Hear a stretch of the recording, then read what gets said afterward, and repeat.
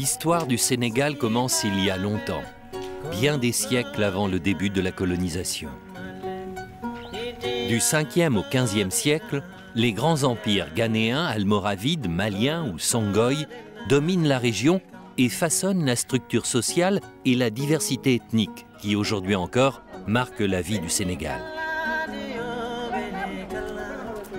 Durant tout le Moyen-Âge, le sel, l'argent, l'or, l'ivoire et les richesses de l'Afrique transportées par les caravanes au travers du Sahara viennent se déverser dans les coffres des rois de France, d'Angleterre ou du Portugal.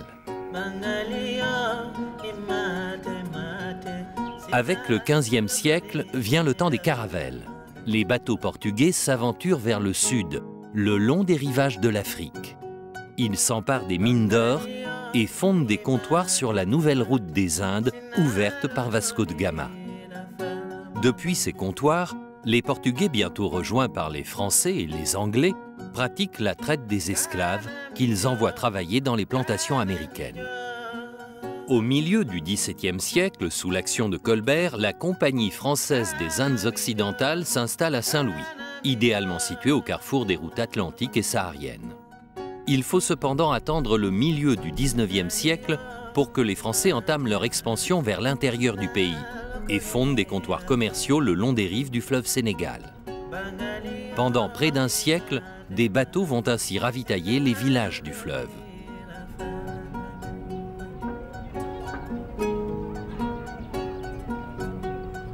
Cette époque est aujourd'hui révolue, mais le Bou El Mogdad, héritier de cette tradition, continue le temps d'une croisière à faire revivre la légendaire route des comptoirs.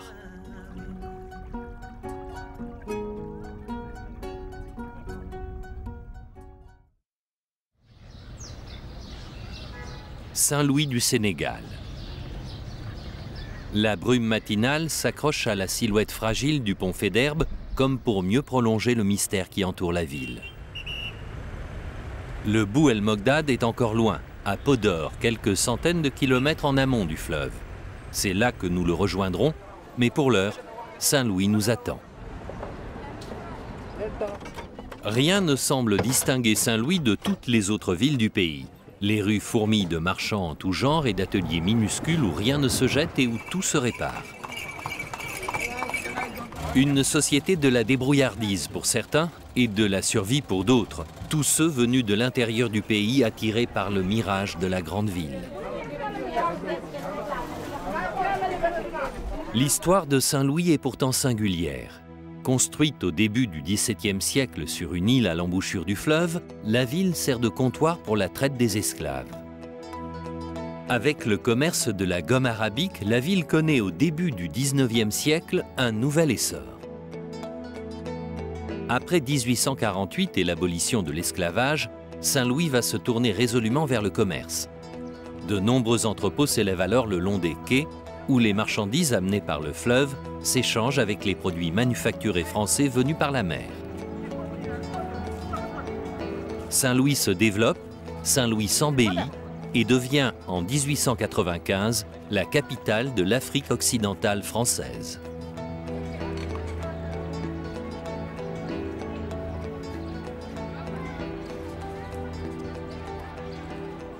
La population de Saint-Louis, Saint-Louis colonial en tout cas, a été une population composée de blancs, de noirs, mais également de métis. Mais, il faut dire que ce métissage est né tout simplement d'un fait, c'est qu'avec l'époque de l'esclavage, certains esclaves ont fini par devenir, surtout les esclaves femmes, par devenir maîtresses de leurs maîtres. L'histoire de Saint-Louis se découvre au travers d'un patrimoine architectural unique, mais elle se lie également dans l'allure fière de ses habitantes, descendantes pour certaines des Signards que notre guide Ousmane évoque avec gourmandise. Les Signards, c'étaient des femmes belles, mais d'une beauté envoûtante, d'une beauté emballante, angélique et féerique. Ces femmes, le soir, quand le soleil était entre chien et loup et que les couleurs devenaient plus vives et plus éclatantes, elles sortaient, perchées au niveau de leur balcon, coiffure en forme de cône et une robe de soie ou de madras importée des Indes orientales avec une sorte de voile autour des reins qui laissait entrevoir des bouts de babouche, un morceau d'étoffe pendait ici négligemment au niveau de l'épaule gauche. Elle était rayonnante et ravissante. flanqué d'un esclave et d'un griot. Le griot qui vantait les louanges de ses ancêtres et l'esclave, lui, qui vantait pour lui apporter un peu d'air, même si par ailleurs elle pouvait se contenter de la brise vespérale. Alors ce qui va finir par laisser au niveau de la ville de Saint-Louis une sorte de culture de mativisme, une sorte de culture ostentatoire, qui voulait qu'à chaque fois qu'on sortit, qu'on se fît accompagner de maximum d'esclaves ou de griots. En 1902, le transfert de la capitale de l'Afrique occidentale française à Dakar marque le début de l'oubli pour Saint-Louis. Paradoxalement, cet abandon a peut-être été une chance. Les vieilles maisons coloniales abandonnées ou mal entretenues ont beaucoup souffert, mais pour l'essentiel, l'île a conservé son allure et son charme d'autrefois. Tous les bâtiments de Saint-Louis, pourtant classés au patrimoine de l'UNESCO en 2000, ne pourront être sauvés. La tâche est immense. Pourtant, Marie-Caroline a décidé de faire revivre une maison. Cet engagement est aussi un retour aux sources. Cette maison appartenait au départ à la famille Devèze et c'était un entrepôt. Alors, qu'est-ce qu'ils y commercialisaient sur le fleuve? De la gomme arabique, de l'ivoire. Ils pouvaient aussi stocker à certains moments de la monnaie. Donc, cette maison, c'est ça aussi que j'aimerais essayer de faire revivre, lui donner une fonction qui soit une fonction de travail, de commerce, de réflexion, de séminaire, parce que c'est une maison de commerce au départ. Comme beaucoup de ces maisons, il y a deux niveaux. Alors le niveau de rez-de-chaussée, c'est le niveau de travail, et le niveau d'étage, c'est le niveau d'habitation. Donc au rez-de-chaussée, avec toutes ces arches, eh ben, on a vu là où étaient entreposés les matériaux, là où il y avait des fonctions administratives. Et puis dès qu'on monte dans les escaliers, qu'on rentre dans la cour et qu'on arrive à l'étage, là on tombe dans la maison d'habitation. Au milieu de chacun des bâtiments, il y avait une cour intérieure.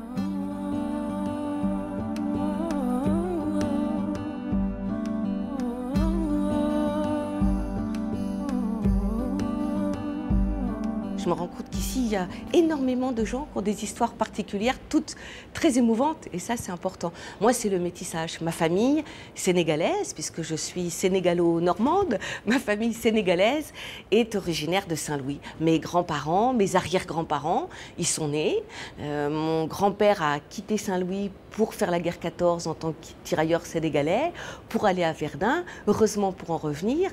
Donc pour moi, Saint-Louis, c'est important. Que c'est pas qu'une ville décor, c'est pas qu'une ville musée.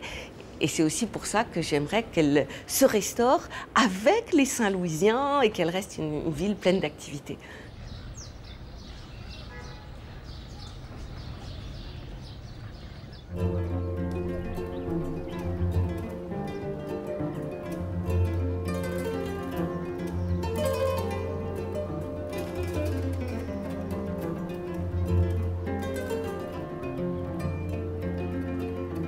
Saint-Louis, fille du fleuve et de l'océan. Les pélicans le savent bien, qui veillent sur la langue de Barbarie, longue et fragile frontière de sable séparant pour combien de temps encore le fleuve de l'océan Atlantique.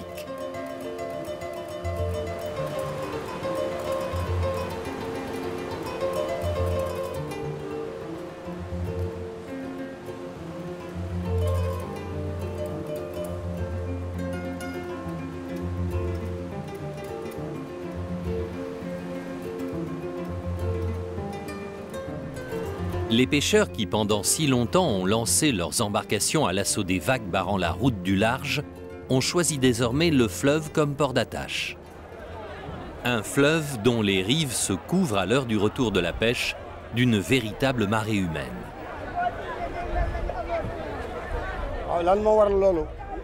Il n'y a plus de débarquement côté mer pour une raison bien simple. Parce qu'en mer, il y a une barre très haute et très dangereuse. Donc parfois, quand on débarquait, on avait du mal. Et les barques arrivaient à s'écraser. Pour cette raison, on a préféré venir par le côté fleuve, parce que c'est plus calme. Et les barques ne s'ouvrent pas, ne s'écrasent pas et ne sont pas abîmées.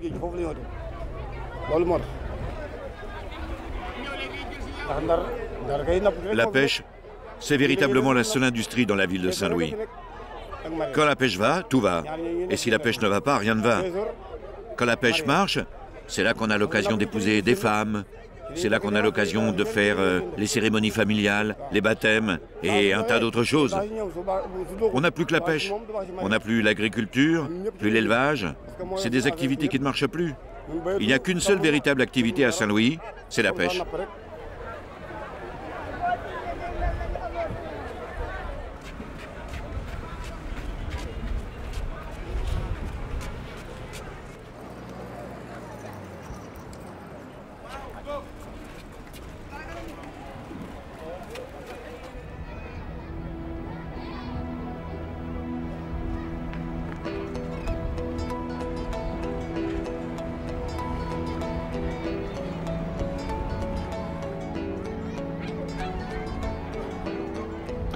Derniers instants à Saint-Louis.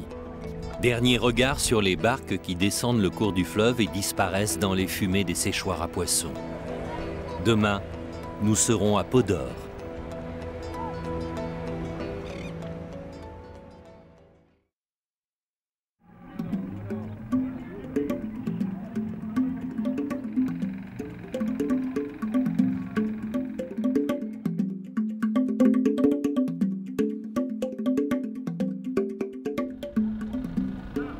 Le Bou El Mogdad est taqué.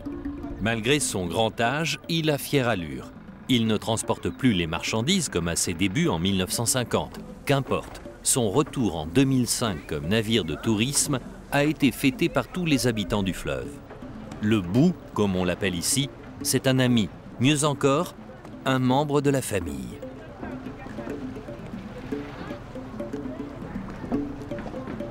Le Bou est amarré devant les anciens comptoirs qui prospéraient autrefois, grâce au commerce avec la Mauritanie, le Sénégal et le Soudan français, c'est-à-dire le Mali.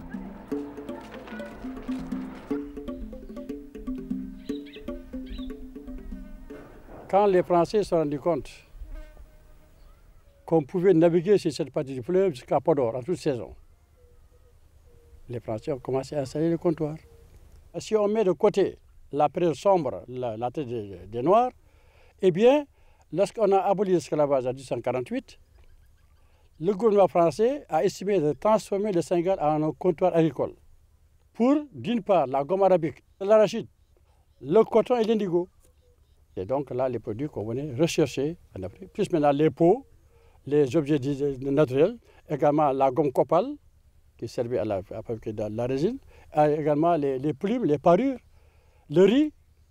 Par contre, la France a envoyé tous les produits manufacturés, étaient vendus à Podor. Toute l'activité économique des comptoirs tenus par les commerçants français, mais aussi italiens ou libanais, bénéficia longtemps d'un avantage précieux. Au quai de Podor, le niveau des eaux restait suffisamment haut pour accueillir les bateaux en toute saison. Malgré cela, les comptoirs sont aujourd'hui à l'abandon.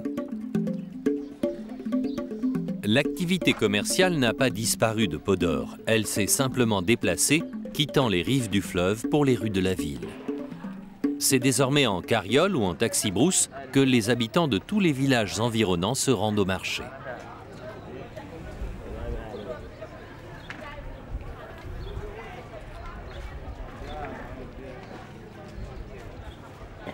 Malheureusement, je dis malheureusement, ou heureusement, le goudron.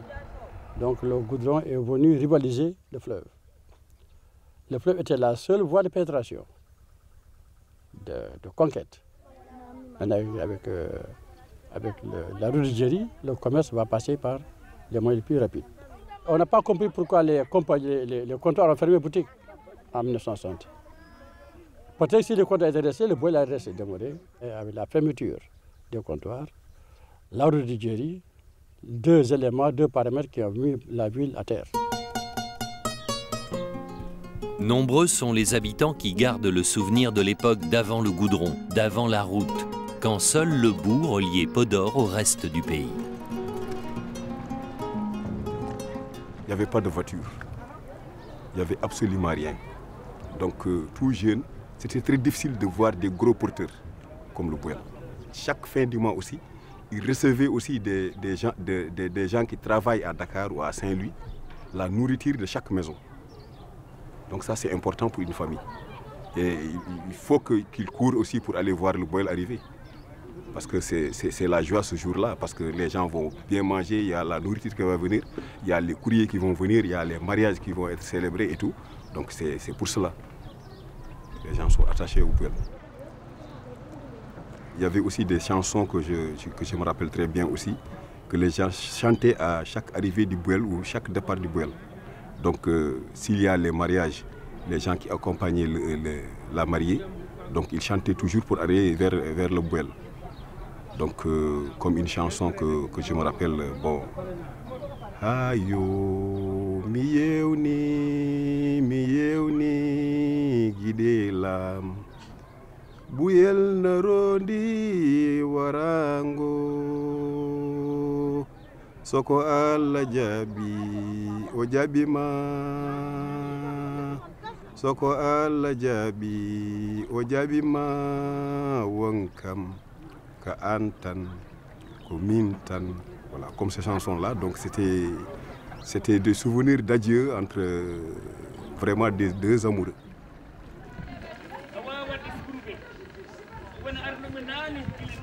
Ultime manœuvre de l'équipage. Il est encore tôt dans la matinée, mais l'heure du départ approche. C'est l'instant où les enfants de Podor, rassemblés sur le quai, viennent dire au revoir aux voyageurs.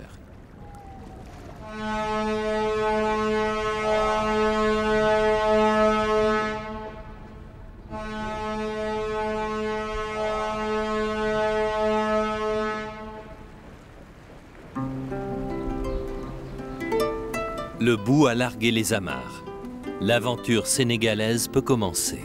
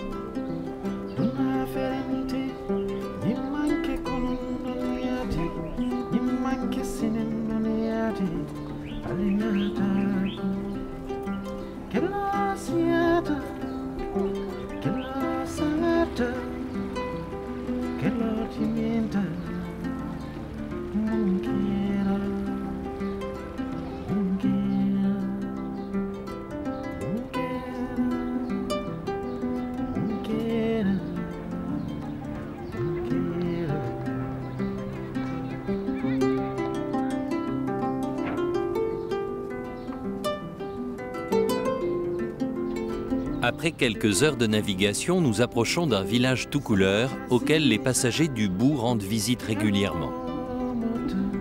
Après avoir jeté l'ancre au milieu du fleuve, c'est en barge que nous prenons la direction du village.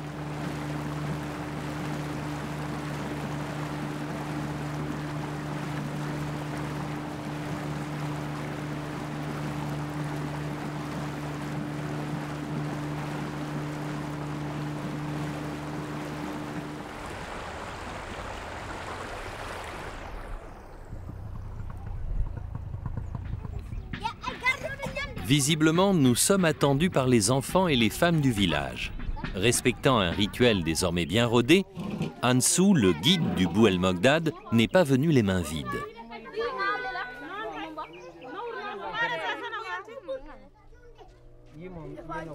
C'est des photos que des groupes précédents ont eu à faire dans le village. Et nous aussi, bon, comme ça les rend assez joyeux de recevoir quand même des photos qu'on envoie de l'extérieur. Et moi, je les reçois à partir de la poste de Saint-Louis et je les le distribue.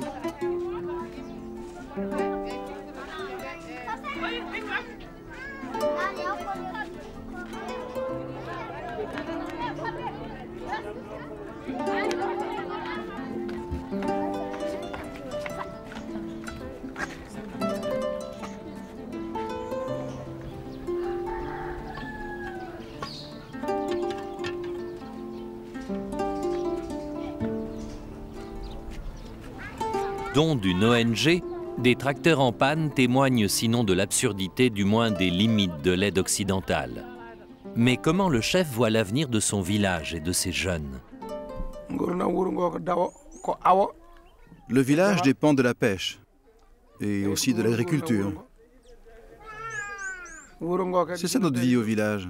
Depuis toujours, l'activité est tournée vers le fleuve, mais aussi vers la terre.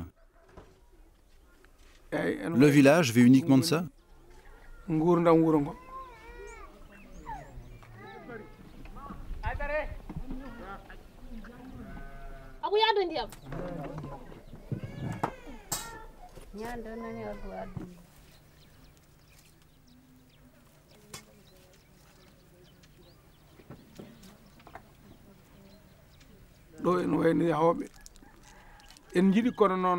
Les jeunes du village voudraient bien voyager. Ils voudraient bien changer de vie, mais pour cela, il faut des moyens. Et puis là où ils vont aller, qui va les accueillir?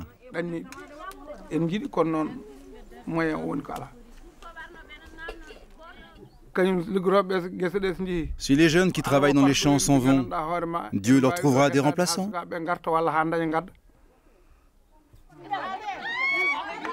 Le fatalisme du chef de village nous rappelle que l'islam est la première religion du Sénégal et que les tout-couleurs, comme les Peuls, dont ils sont très proches, sont des musulmans plutôt orthodoxes.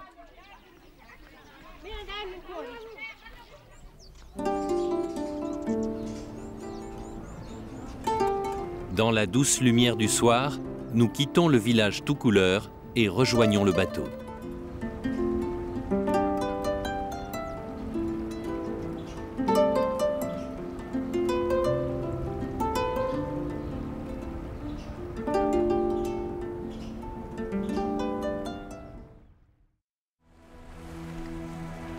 En attendant d'arriver à Dagana, notre prochaine escale, nous grimpons à la timonerie pour faire la connaissance de Baba Sarr, 76 ans. Baba, c'est la mémoire du bateau et un fin connaisseur du fleuve sur lequel il navigue depuis son plus jeune âge.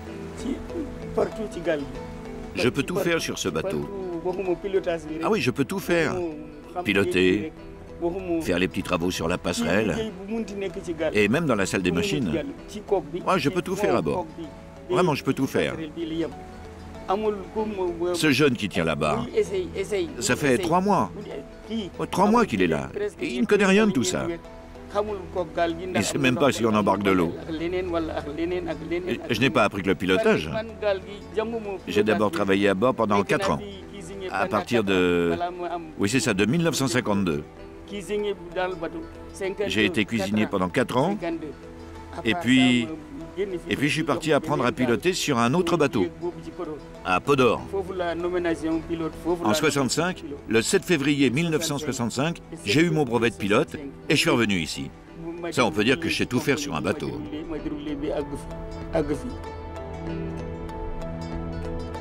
Comme pour joindre le geste à la parole, Baba dirige son bateau droit vers la rive pour un beachage dont il a le secret.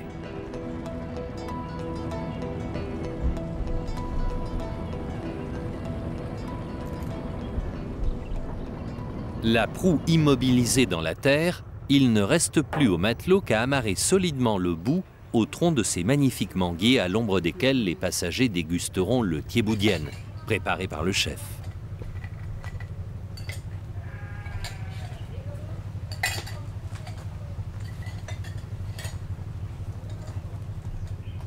Vous savez, thieboudienne, c'est un plat typique sénégalais. Ah oui, c'est pour ça qu'on a dit thieboudienne. Ça veut dire du riz au poisson. Ah. Ça, c'est des racines de manioc, vous voyez là, des racines de manioc. Ça, c'est des navets. Ça, c'est des tamarins. Les courges sont là. Les courges sont là. Ça, c'est des couliniers, citron vert, gombo.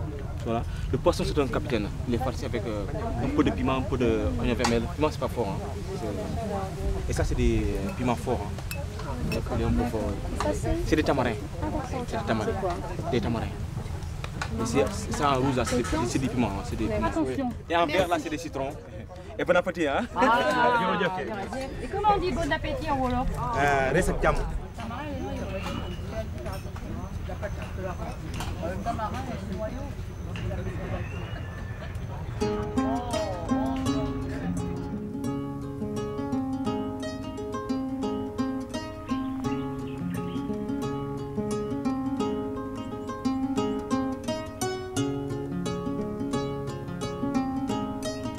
Nous apprenons la présence à moins d'1 kilomètre du rivage où est amarré le bout d'un campement d'éleveurs peuls. Nomades, les peuls vivent dans des cases légères faites de branchages qu'ils peuvent reconstruire aisément à chaque nouveau déplacement de leur troupeau.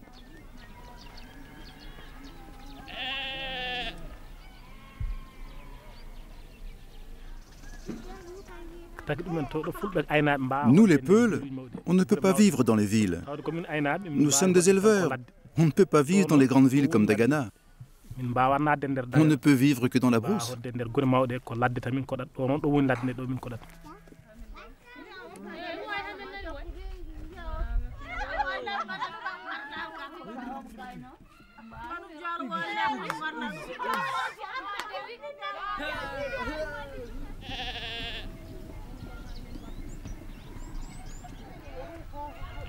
Tout en vivant dans de vastes clairières au milieu de la brousse, les Peuls ne s'éloignent jamais très loin du fleuve Sénégal.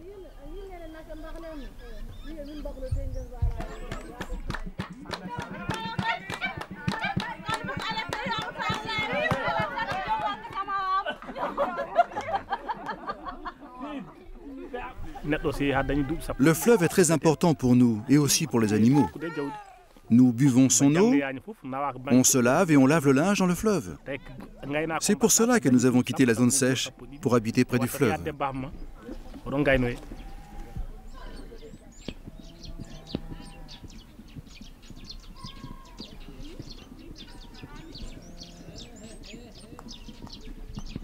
Les liens unissant les Peuls à leurs animaux sont très forts. Les tuer ou même les vendre est inimaginable. Les troupeaux grandissent sans cesse et ils ont parfois des difficultés à les nourrir. Mais pour eux, un bœuf ou un mouton n'a pas qu'une valeur économique. Il a aussi une valeur spirituelle.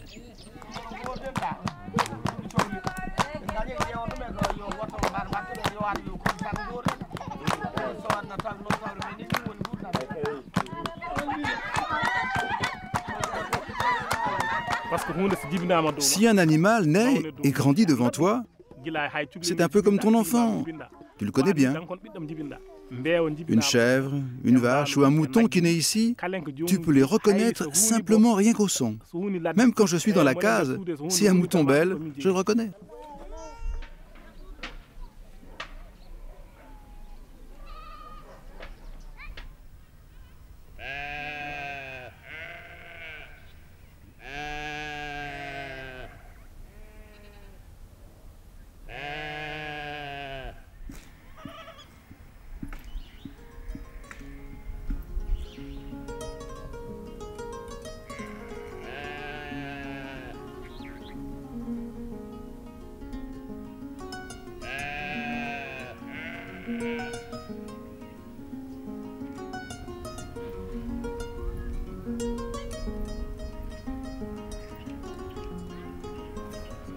Nous quittons à regret la poésie du village Peul pour rejoindre le Bouel Mogdad, ancré au milieu du fleuve.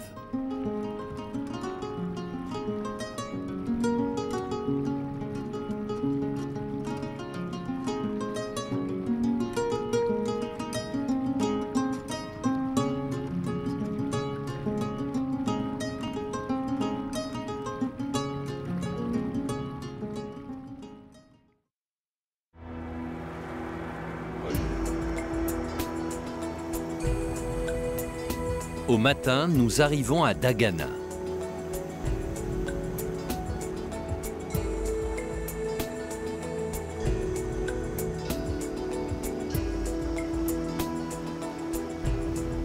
Comme Podor, Dagana était autrefois une escale florissante sur la route des comptoirs. Le quai des entrepôts abandonnés n'accueille plus désormais que les femmes qui viennent laver leur linge.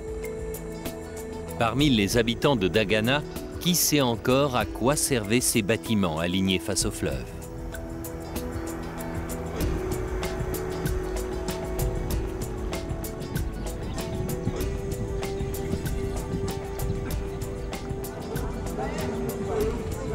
Que ce soit à pied ou en taxi, autrement dit en carriole, tous les habitants de Dagana et des environs se rendent au marché.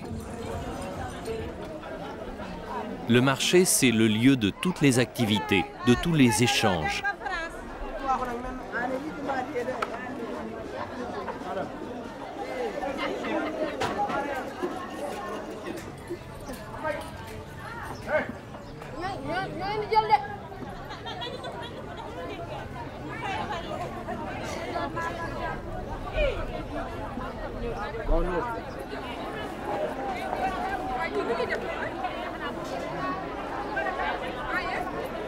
Dans un tourbillon de boubous colorés, on vend quelques poissons, on achète quelques fruits ou racines, on marchande, on rit, on se dispute, qu'importe le ton, palabrer fait partie de la vie.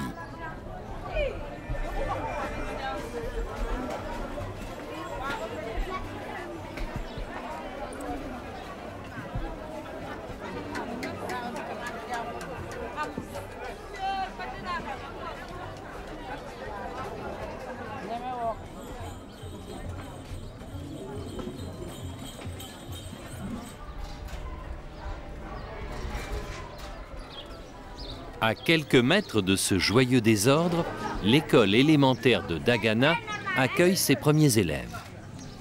Première règle avant d'entrer en classe, nettoyer l'école.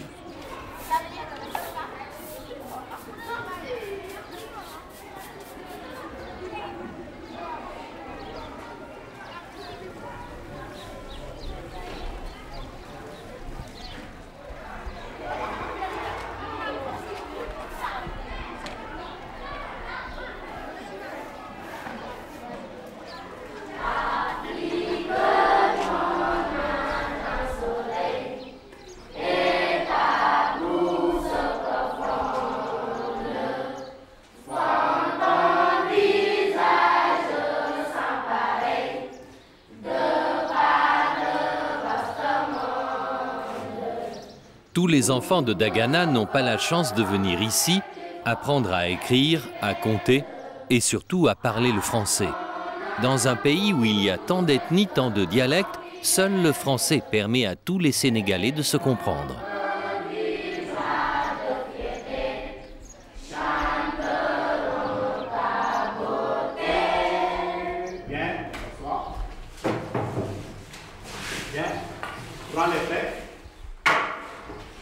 Aujourd'hui, on va voir multiplier en nombre par 10, 100 ou 1000. Multiplier par 10, 100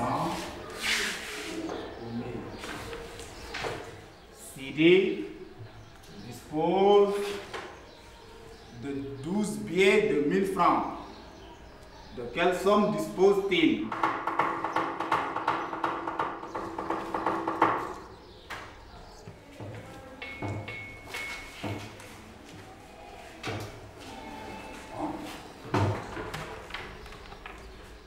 De quelle somme dispose-t-il? Tout le monde est d'accord? Oui. Levez.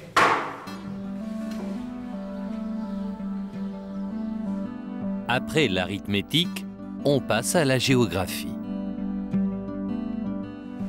Le fleuve Sénégal est long de 1750 km. Il prend sa source au Fouta Djallon et se jette à Saint-Louis. Les différentes ethnies au Sénégal sont les Wolof, les Toucouleurs, les Peuls, et les Manding, les Diola, les Halpulaar, les Maninké et les Christianis. Les comptoirs. Au moment de la colonisation, les Européens, pour pénétrer en Afrique, avaient installé des centres de commerce au bord de la mer. Donc, dans cette installation-là maintenant, c'est ça qu'ils faisaient des échanges. Donc, ils faisaient le commerce. Donc, les comptoirs sont des centres de commerce.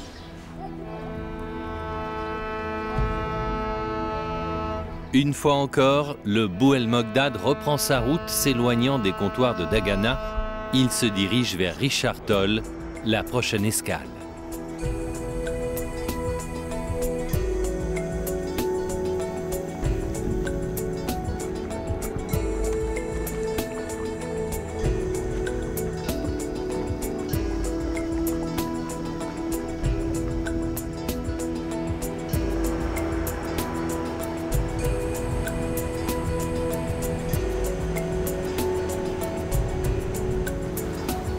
À bord, chacun a repris son poste. Certains en occupent même deux, comme Bouba, le barman menuisier. Le bateau nous appartenait. C'était comme notre maison. On connaît que ce bateau. On partait pour 8 mois. On quittait Saint-Louis au mois de mars jusqu'à fin juin pour revenir encore à la maison. On laisse la famille et tout. Les enfants, là, ils entendent le nom du Bou El Mogdad, leurs arrière-grands-pères, leurs pères, les parents, tous, ils voyageaient. À l'époque de Saint-Louis jusqu'à Matam, il n'y avait pas la route, il n'y avait rien du tout. Il n'y avait que ce bateau qui pouvait les transporter.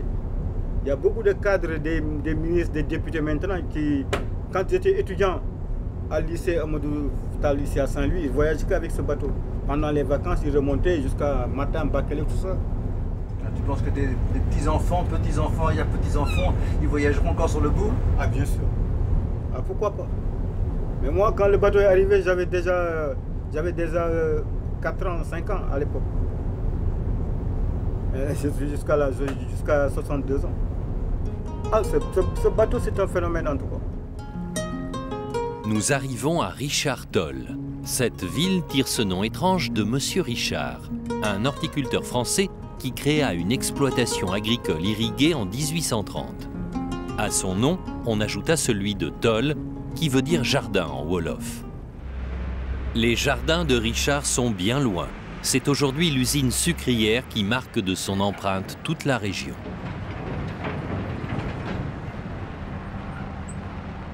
Plusieurs milliers de personnes, dont un grand nombre de saisonniers, travaillent pour l'usine sucrière. Même si, grâce à l'irrigation des terres, la région a pu diversifier ses cultures, l'économie locale dépend pour l'essentiel de l'usine sucrière. C'est elle qui, entre autres choses, finance les écoles de la ville. Sans être insensible à l'esthétique industrielle des usines et à la force qui en émane, les symboles de la puissance et de la richesse ont bien changé depuis l'époque du baron Roger.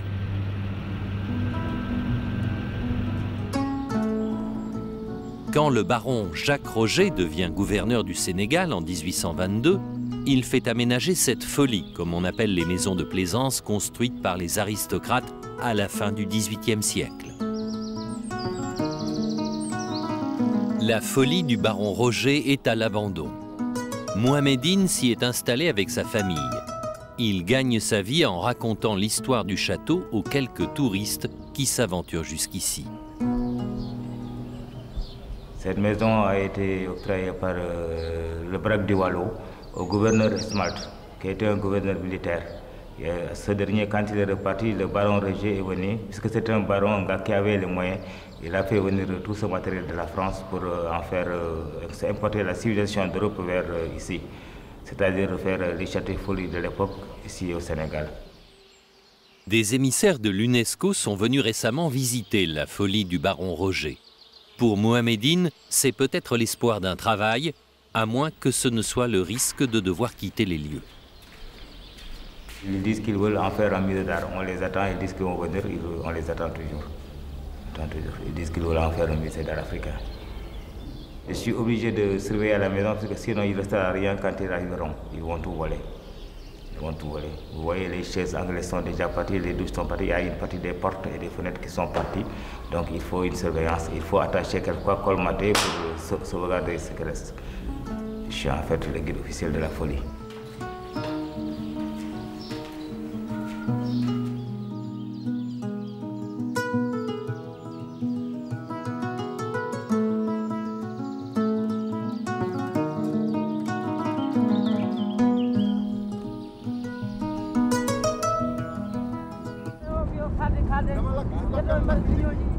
Retour à l'usine sucrière.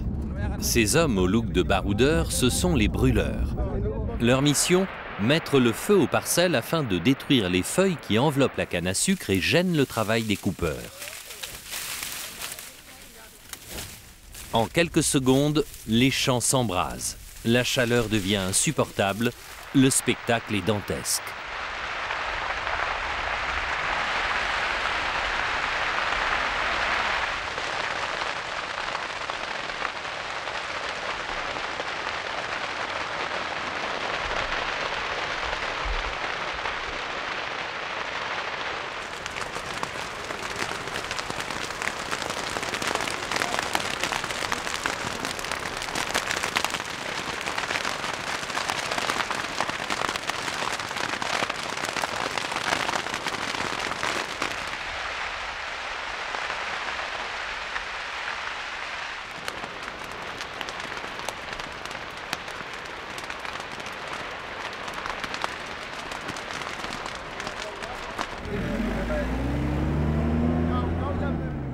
Pendant que les brûleurs se dirigent vers une autre parcelle, nous embarquons à nouveau sur le Bouel Mogdad.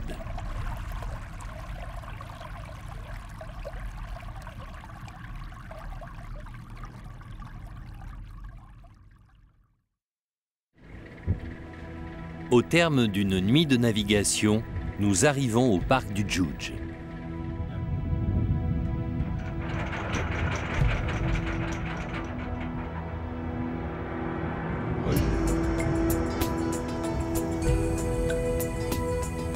À bord d'une petite embarcation, nous partons à la découverte de cette réserve qui abrite l'une des plus importantes colonies d'oiseaux du monde.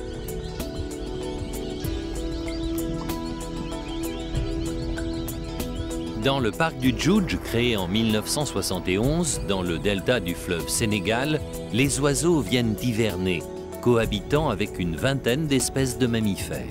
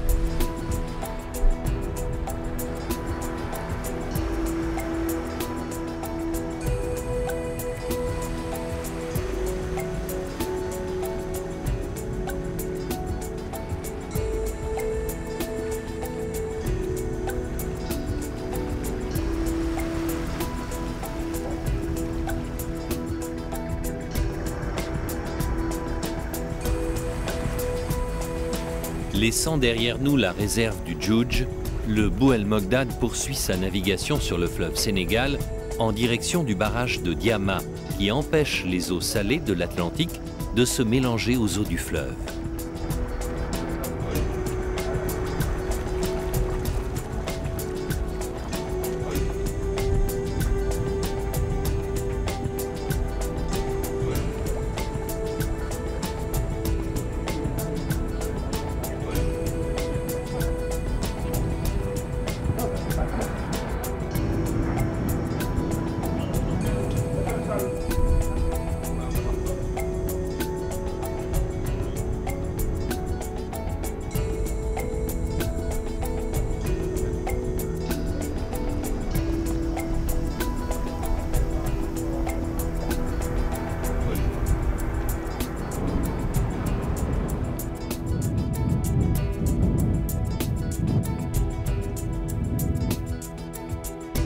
Une fois l'écluse passée, le Bou El Mogdad entame une ultime navigation qui va nous conduire jusqu'à Saint-Louis.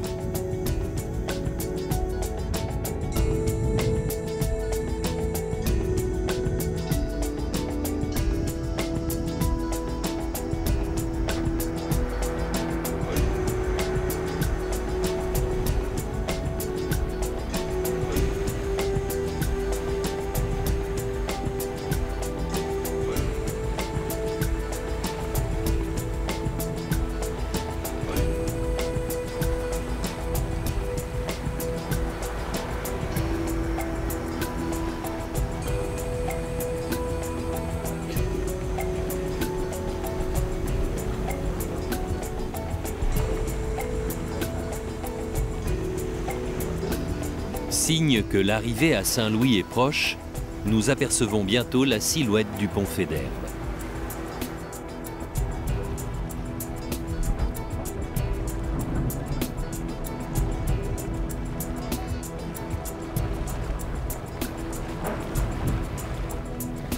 Longeant les rivages de l'île, nous approchons du quai où depuis des décennies accoste le Bou El Mogdad.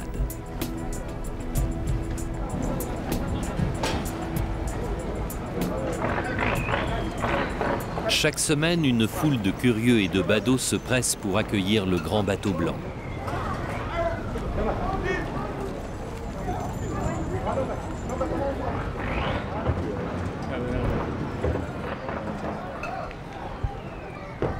Depuis 2005, date à laquelle il a remis en service le Bou El Mogdad sur le fleuve Sénégal, Jean-Jacques n'a jamais manqué l'arrivée du bateau.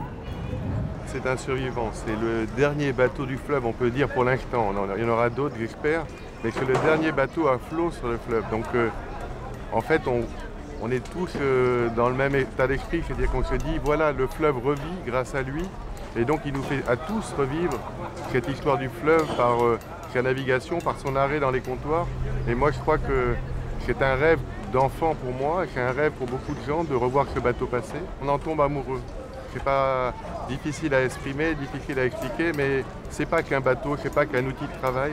C'est aussi quelque chose qui a une âme. Et même les passagers qui vivent dedans s'attachent au bateau, autant qu'aux produits touristiques qu'on a créés avec. Et je crois que c'est ce qui fait l'alchimie de ce bateau, ce qui fait l'alchimie avec les populations. Et on essaie, à travers ce bateau, de recréer des liens avec les populations pour rendre la vie dans les endroits où ils passent.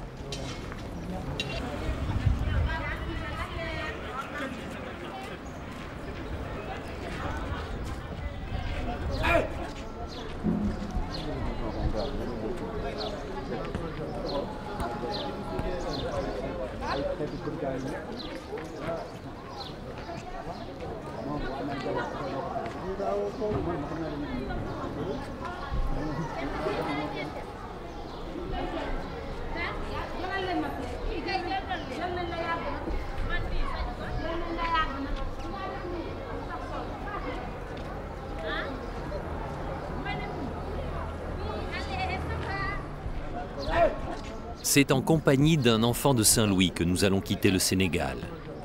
Ablaye Sissoko, fils de griot, chante mieux que personne la poésie de cette ville née du fleuve et de la mer. À droite, à 50 mètres, j'ai l'océan. Et à gauche, à 60 mètres, j'ai le fleuve.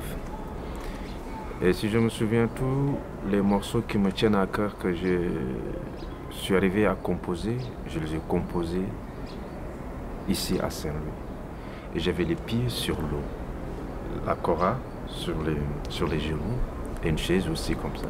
Et là je suis arrivé à écrire tous les morceaux qui me tiennent à cœur. Si je parle de Saint-Louis, je ne trouverai pas les mots qu'il faut pour Saint-Louis. C'est l'esprit, quoi, c'est l'esprit tranquille.